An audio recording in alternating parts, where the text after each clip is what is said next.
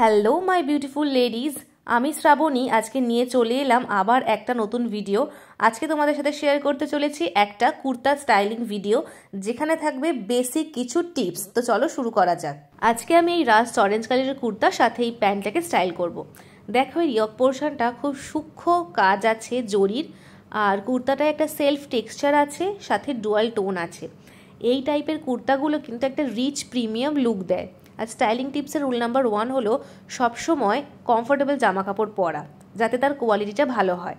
হয়তো দুটোর জায়গায় একটা জামা হবে, কিন্তু যাতে তার কোয়ালিটিটা ভালো হয় সেটা কিন্তু এনশিওর করবে। আর সবসময় নিজেদের এক্স্যাক্ট সাইজের বা একটু ঢিলে জামা কাপড় পরার চেষ্টা করবে। টাইট জামা কাপড় কিন্তু একদমই অ্যাভয়েড করবে, পরবে না।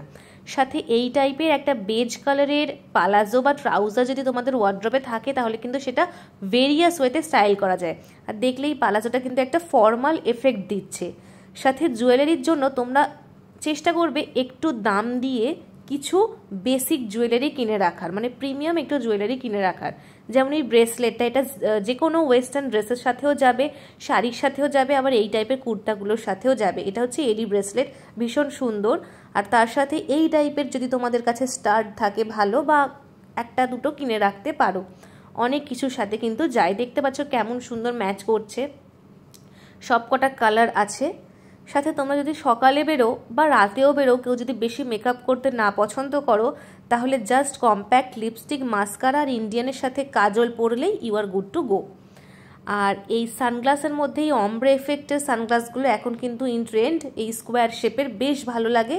আর আমার কাছে কিন্তু বেশি জুতো, বেশি ব্যাগের কালেকশন নেই, দুটো তিনটে আছে যেগুলোকে আমি ঘুরিয়ে ফিরিয়ে ভেরিয়াস ওয়েতে স্টাইল করার চেষ্টা করি।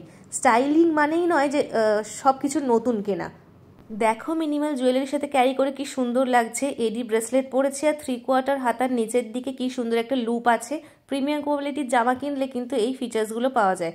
সাথে কানের দুলটা, রাস্ট কালার লিপস্টিকটা, সানগ্লাসটা পরে কিন্তু এমন লুকটা টার্ন আউট হয়েছে। আর আমি হেয়ার স্টাইলের মধ্যে বেশি কিছু করি না, যেহেতু আমার অনেক বড় চুল, তাই পেছনে বার্ন করে নিয়ে সামনের কাটিংগুলোকে এইভাবে একটু ফেলে রাখি। পুরো লুকটা দেখলে বুঝতে পারবে এটা খানিকটা ফর্মাল ভাইব দিচ্ছে।